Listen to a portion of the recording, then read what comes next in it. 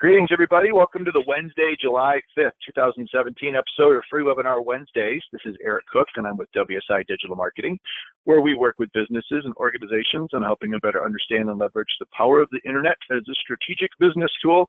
You can learn more about me and WSI online at poweredbywsi.com. With me this week is my good friend and Free Webinar Wednesday partner, Mr. Jeff Simpkins. Jeff, say hello to everybody out there in Free Webinar Wednesday world.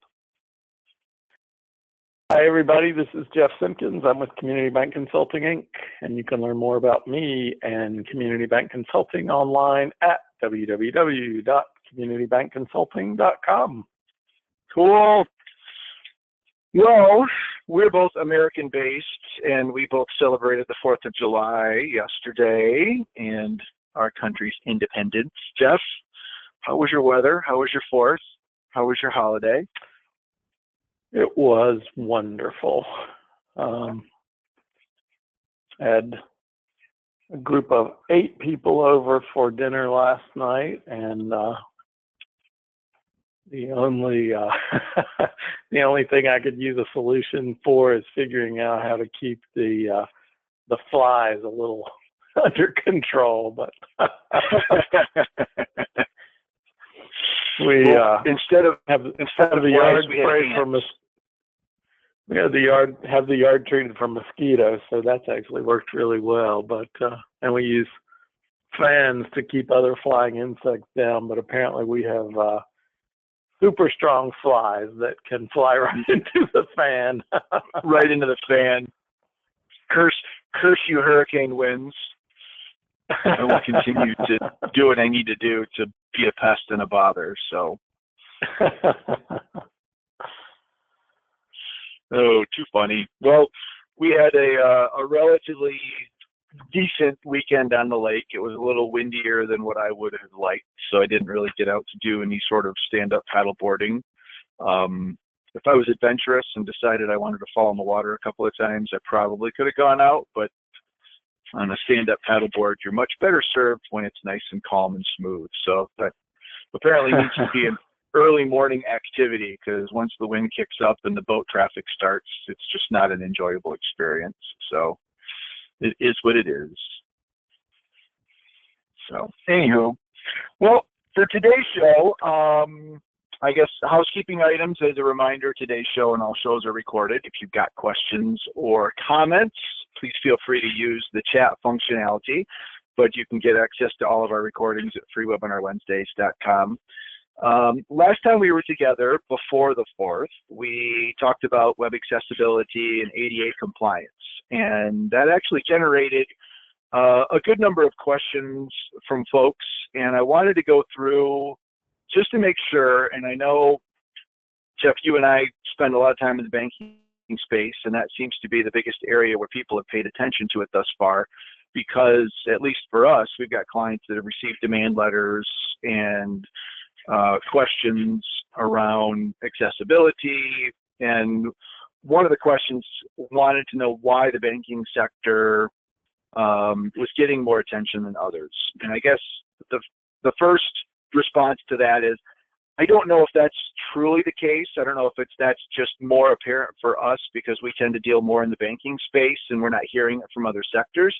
I do know that education, I do know that service businesses are also receiving these settlement demand letters. But for us, because we deal primarily in the banking and financial services space, we see it more so. So if I said that the banking space is getting hit more than others, that may not be exactly a correct statement. It's just from us here within our WSI business, we're seeing it more often.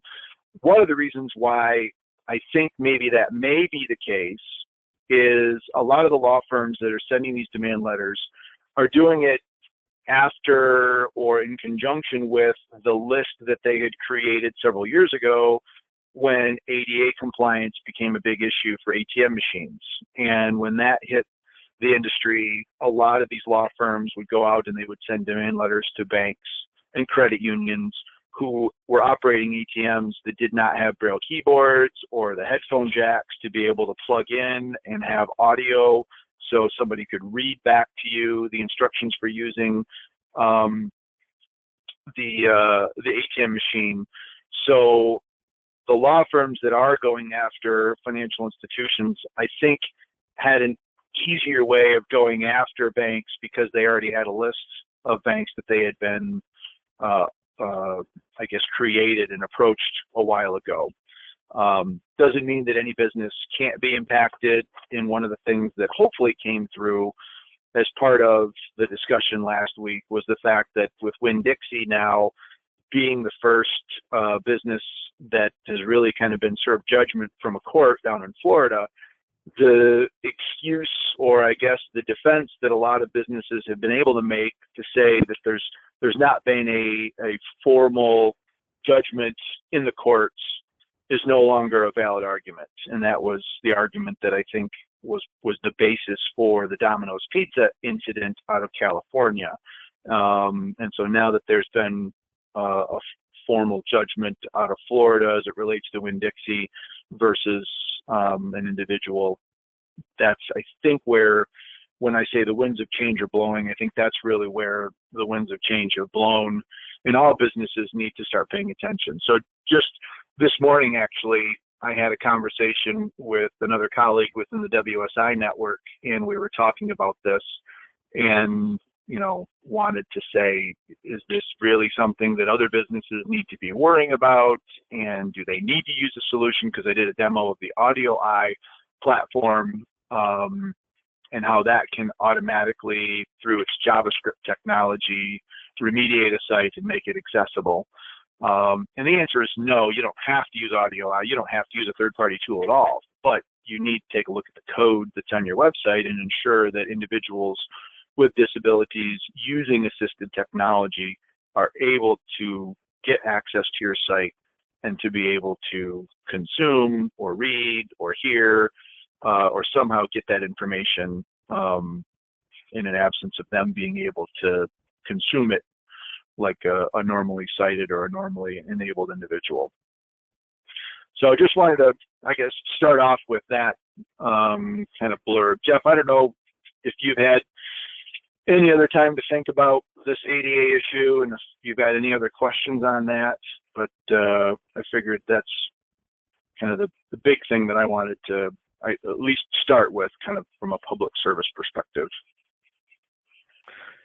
Oh, it just add the comment. It's knowing several people that specifically are sight challenged, and being among the group of people that kind of helps him navigate the world. It is an awfully good thing to do, even if you don't feel compelled to do so for legal reasons, to really make an effort to make your business available to folks that have challenges in sight and other types of functions that many of us take for granted. Right. Cool. Okay. Well, not that I've got a real formal agenda today, but one of the things that I think has hopped on my radar screen that I thought would be interesting to discuss today on the show is, and I heard it, we typically watch Good Morning America. I don't know if you are a Today Show or a CBS morning news guy, but we watched the Good Morning America on ABC, and there was a review, or I guess a news story about the Tesla Model 3, which Tesla, as you probably well know, is the electronic car company, or the electric car company owned by Elon Musk. And the Model 3 is their entry into what they purport to be the affordable car market for electric vehicles. And what they're talking about, and the individual that actually did the review had an opportunity to drive one of the Teslas with the driver assist and the autopilot. And she made the statement that she thought it was a game changer, and thought that, at least for her, she would not give consideration to purchasing another vehicle that didn't have that autopilot capability. Now that, I believe, was a $5,000 add-on in addition to the advanced navigation system, which was like another $3,000. So it could very easily tack on several thousands of dollars to the $30,000 base price that this kind of entry-level Tesla is bringing.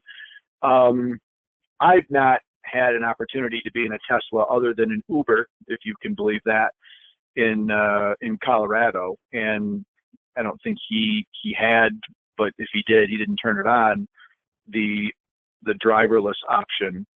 But the comment was made that navigating city traffic and getting from point A to B and just the ease of use that automated driving provided her was something that she realized she didn't want or didn't need until she experienced it. So I thought we could chat a little bit, because I'm interested in your take on this, because I kind of like to drive. I kind of like the control, although I can tell you at times it would be nice just to sit back and let the car do the work for me. But any experience with the Tesla? Any friends that have one? Thoughts on the statement around, driverless technology really being as commonplace? I don't know. What are your thoughts? Well, I'm a huge advocate of driverless technology. And I'll tell you why specifically. My Prius V, God rest its soul, as the result of someone talking on a cell phone, taking the back end of it off of me about a year ago. It had features built into the car to help it avoid front-end collisions. And I was hit at a pretty high rate of speed. The guy was accelerating when he hit the back of my car. And, even being hit at such a high rate of speed, being pushed toward a vehicle in front of me, the automated systems in that vehicle caused my car to have very, very limited front-end damage, and the airbags didn't even deploy.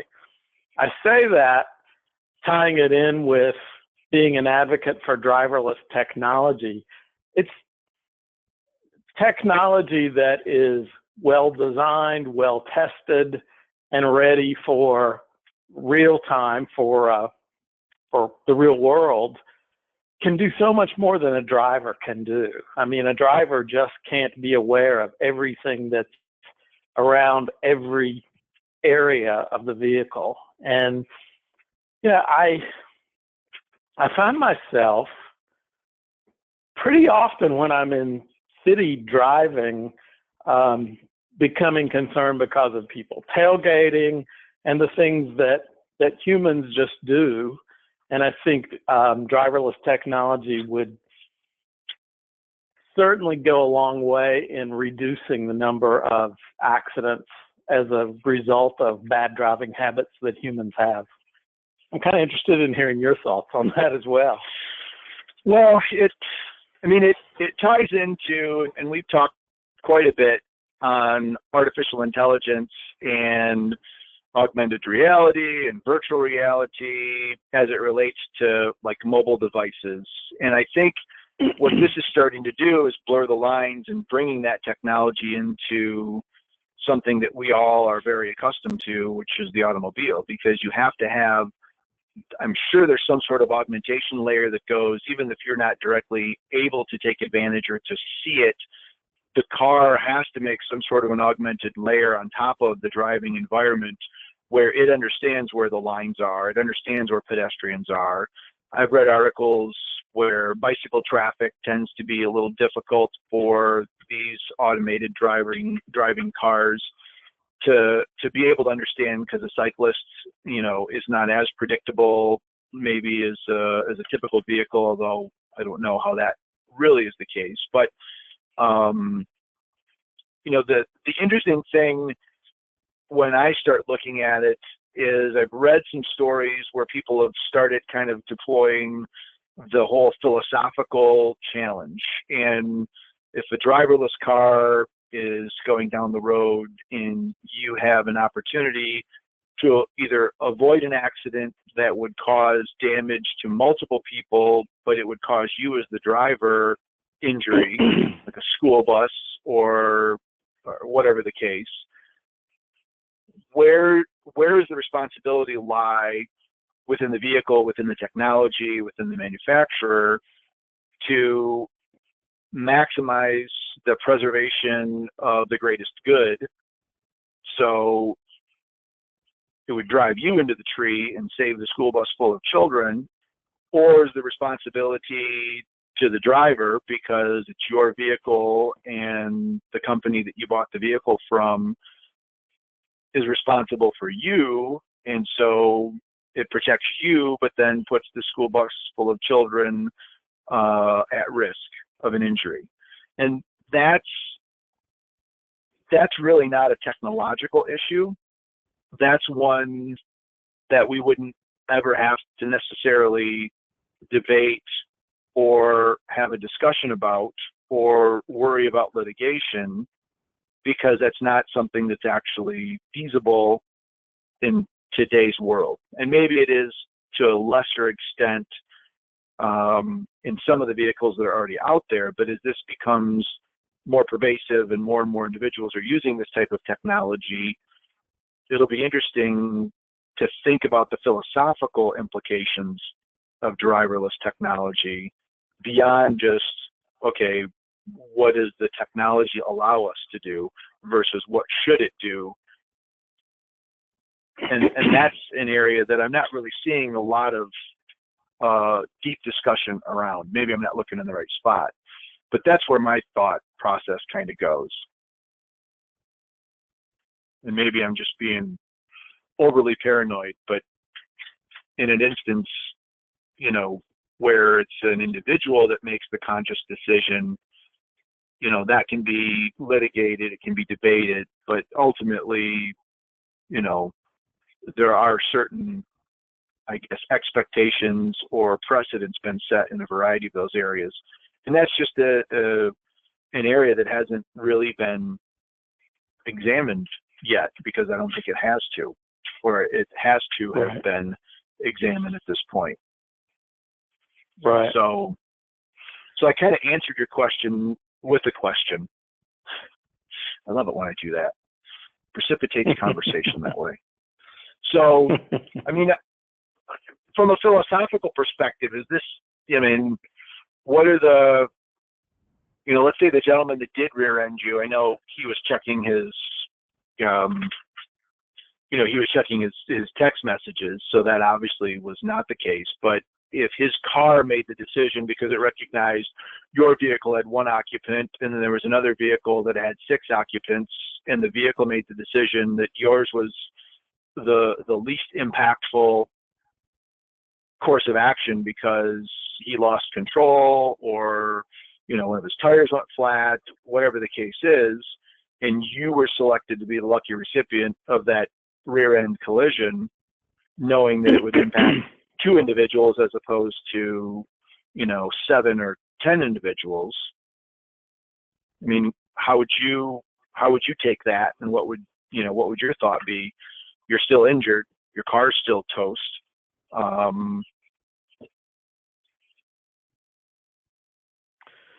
the collision never would have happened if the vehicle had been driving itself, because the sensors would have recognized traffic was slowing down, appropriate following distances, and things like that. Yeah. So, this is the same but different. One of the things that I think doesn't get introduced into the conversation often when we talk about driverless technology for cars is that all of us that fly commercial airlines have been being flown for a very, very long time, a significant part of the time, by autopilots.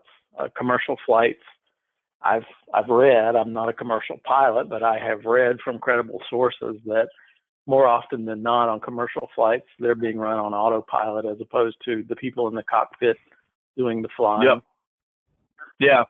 I've heard maybe takeoff and landing, a couple of the critical areas where maybe a human needs to be involved, or kind of where that happens. So, the flip side to that, like you said, is this technology is already very pervasive, or maybe not very, but it's at least out there in use, and we don't really think of it maybe as much, and we know that it works.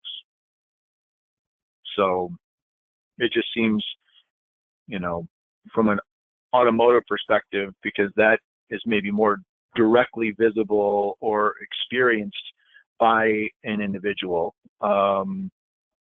maybe that's going to get a little bit more attention. I don't know, but it'll be interesting to see how it evolves and continues.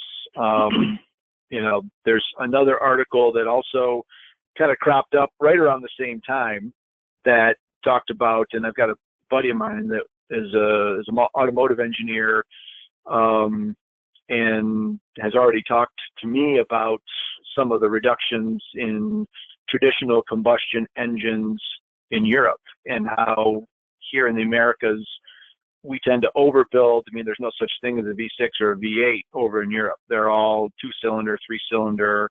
They run at much, much higher RPMs. They're much more efficient from a fuel perspective. They're getting rid of diesel altogether in many instances because it doesn't burn clean and it's bad for the environment.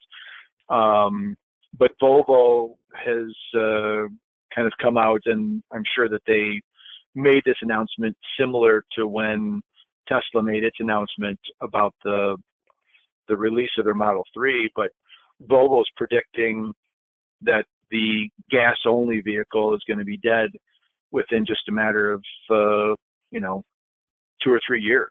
That any new vehicle is going to come out and it's going to just always have hybrid technology. You always will have at least some sort of an electronic option where you've got a battery in conjunction with the traditional combustion engine. And you can see that they're kind of going all in on the electric car concept.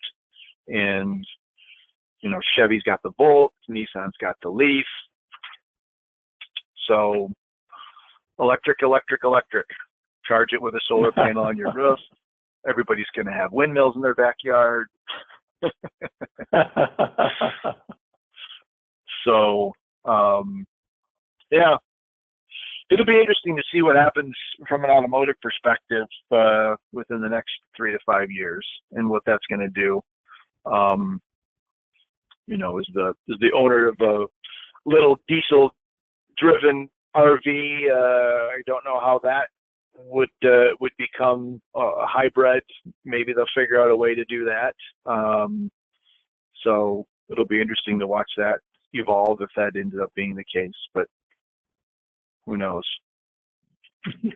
I had the Prius for about 4 years, and I rented one for about a year before I ever decided to make the purchase. And I got to say, it's not a luxury car. It's not a comfortable car. I think, if you stepped up to something like a Tesla, it would be a huge difference in comfort and things like that. But it's a car that I always felt good about driving. From a safety perspective, or from an environmental, or from both? What do you mean by felt good about driving? Well, I honestly didn't think about the safety aspect of it until I needed it. So afterwards, yes, from a safety standpoint, but always from just an environmental standpoint. I put 10 gallons of gas in the car and went 400 miles typically, and I was running on the electric engine in the car the majority of the time when I was not on a highway. So those cars actually run more efficiently and cleaner when you're doing around town driving. So that's my answer to your question. Excellent. Well, I've never had an electronic vehicle or even a hybrid. So I don't have, I guess, a lot of experience, although our godson and his girlfriend have two Priuses, Prii. I don't know what the plural for Prius is. They have two Prii. One is the bigger version, which has, because they looked at the Toyota RAV, and it actually has a little bit more storage capacity than even their kind of smaller little SUV. And they both swear by them. So kind of an interesting thing to watch. So I don't think we'll be in the market for a new vehicle for a while yet, but when that time does come, it'll be interesting to see what sort of impact the hybrid or electronic options play into our vehicle purchase decision. So we will see.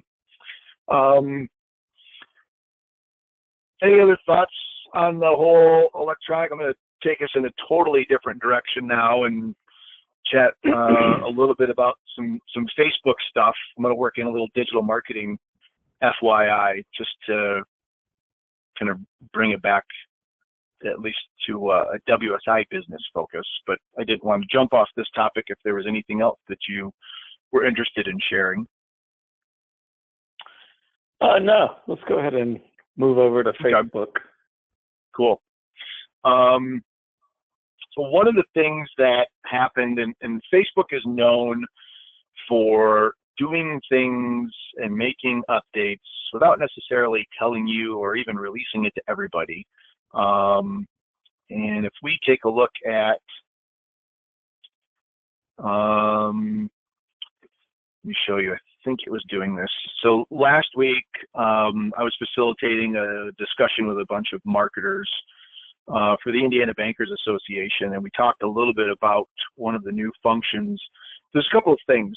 One is on a business's Facebook page, you have the option to leverage some, I guess, advanced messenger functionality that provide you with the ability to create autoresponders, proactive notifications, away responder text. So based off of your hours of operation, if you're not open and somebody tries to originate a messenger conversation with you as your business, you can have it come back and say, you know, we're not currently open. If this is urgent, please call. And so from a banking perspective, for example, we can, you know, have a phone number that they can report a lost or stolen debit card or a 24-hour emergency number.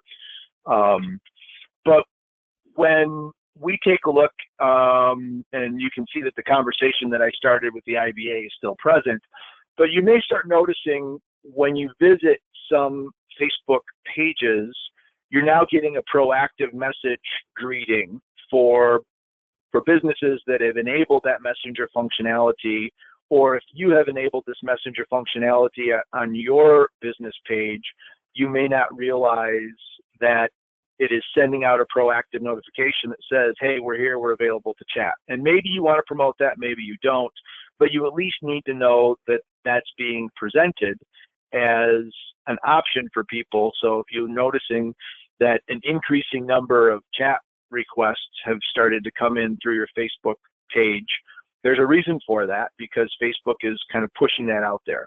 I think one of the things that they're trying to do as part of their messenger functionality is to turn that into a client services kind of a support portal, in with the addition of the different options with autoresponders and reply text and disclaimer notifications, giving businesses like a bank or anybody else for that matter that wants to provide some cautionary instructional material to say, you know, don't post confidential account numbers, don't share sensitive information. If you need bank balance information, call us at. But the first element is this proactive notification that's showing up. So so I wanted to kind of bring that to everybody's attention. Jeff, I don't know if you've actually seen that or not, but if you visit the Indiana Bankers, you'll notice that comes up. Now, Lori, who manages the IBA's Facebook page, was in the middle of kind of facilitating a move. The offices are changing locations. So I caught her kind of in between the process. So you can see we had a fun little dialogue there that's gone back and forth. But that's one that I know for certain was presenting a chat engagement when you visited it. So have you noticed this, any pages that you've taken a peek at, Jeff? Not that I can recall. Okay. Facebook, as you have pointed out, they do tend to throw stuff at you. And the thing I've noticed is when someone comments on a post that I put on my page, the dialog box pops up at the bottom of the screen, which I wish they would give me the option of turning off. Yeah. Well, and that's another element. And, you know, if you've not seen that before, and I don't know if there's a specific threshold where that happens.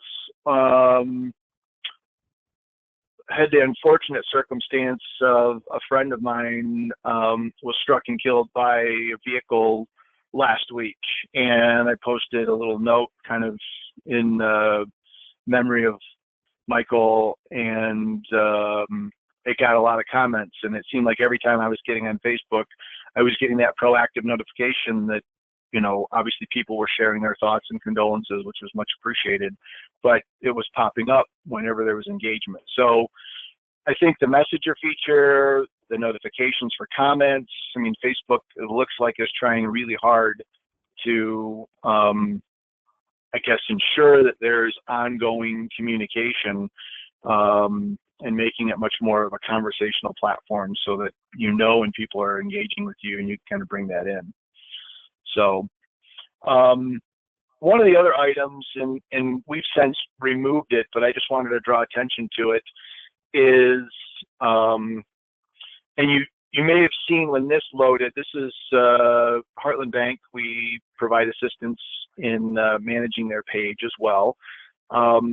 And I'll bring over another one that you can actually take a look at, which is Citizens National Bank up in Sheboygan, Michigan. And Citizens is very much more of the traditional, where it was probably, I don't know how many months ago, if you recall, the profile image actually sat kind of over the top of your cover photo or your hero photo. And there was some text that showed up that then allowed you to kind of describe your product or service. And that text was over the top of the image. So you needed to be very careful of what that text was over the top of, and ensure that the text wasn't on top of something else that was very important, like a branding message, for example, this ask for CASASA, or maybe you were posting some sort of a regulatory requirement, whether it's an FDIC or a housing lender logo, that's where you were going to put it. And then they moved the buttons off of the actual image and dropped them down below so that you could go ahead and you could have a contact us, call now, learn more. If you were an e-commerce business, you could have shop now or buy now. That would take you to your store. But they kept the actual image itself very clean and uncluttered. They appear to be rolling out some updates, and you'll notice with this one from Heartland Bank, the contact us, when the page loaded, had it here, and it's since been moved up into this area. So now it's on top of the page. And you've got the ability to click on this edit, which is different from the change cover. So if we wanted to swap out the cover photo, we could go ahead and modify that, and that would give us the ability to swap the cover out. However, the edit now gives us the ability where we can go in and you can see that we've got 100 characters of information, and when this gets turned on at your business, it will default in some of the basic information. So this kind of went in and said, you know, financial services, banking since 1911. It was the default text that was in the description for Heartland Bank that Facebook just went ahead and dumped directly in here. We've gone through, because we don't necessarily want that, and made the bank aware of it and said, you know what, if you want to take that off, you can delete it. But now that element is one, and you can see from a management perspective, we're not seeing this information on the on the Citizens National Bank. So, and it's kind of interesting because, like you said, there was no notification. There was no, hey, page administrator, did you realize we just dumped a bunch of text on your cover photo? It just all of a sudden appeared, and we found it and caught notice and shot an update and kind of had some discussion around it. So, so keep an eye on your pages. Moral of the story there, I guess. So, thoughts on that, Jeffrey? No, you covered that one thoroughly. No additional thoughts from here. Yep. So, so, you know, other than those couple of things, there really wasn't a tremendous amount of additional information that I really needed to get into and to share. You know, one of the things that I am working on getting arranged, we did a webinar presentation during the marketing session that I facilitated for the IBA last week down in Indianapolis, and the company that I had do the presentation was also doing a webinar last Wednesday at the time for Free Webinar Wednesdays when I was doing the ABA discussion with the topic around what's referred to as the dark web. And Experian, which is one of the companies out there that's doing identity theft monitoring, very similar to the LifeLock solution, has started specifically promoting their service monitors the dark web, which is kind of this underbelly of the internet where information on you, your credit cards, your social security number, any of that information can be bought and sold by bad guys. It's not something that Google indexes. It's not something that you can go out and actually find. You kind of have to know where you're looking in that area. But I thought that would make for a really interesting conversation. And so I'm in the process of actually trying to work that into a Free Webinar Wednesdays presentation, because I don't know about you, Jeff, but I don't know a whole lot about the dark web. Part of me thinks that that's probably a good thing, not to know a whole lot about the dark web. But maybe something that we all should at least have some ideas about. And so we'll hopefully be able to bring that to our Free Webinar Wednesdays here very shortly. Sounds good. Cool. So, well, with that, we'll make today's show somewhat of an abbreviated version of Free Webinar Wednesdays. We'll give you an extra 20 minutes back in your day, so you can take off and maybe go for a little walk, or you can hop back over to the Free Webinar Wednesdays site if you didn't get an opportunity to listen to last week's show on accessibility, or you can hop over to Tesla and drop down $1,000 and put your reservation in for a Model 3 and get your name on the list. One of those is going to cost you $1,000. The other ones won't. So I'll let you determine which one you'd like to take advantage of.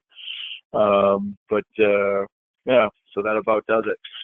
So without further ado, we'll go ahead and we'll wrap today's show. Thanks for joining us, and keep your eyes peeled for future episodes, and hopefully we'll be able to get a dark web webinar here scheduled very shortly. So, but until then, have an awesome week, everybody, and we'll see you next week here at freewebinarwednesdays.com. Take care.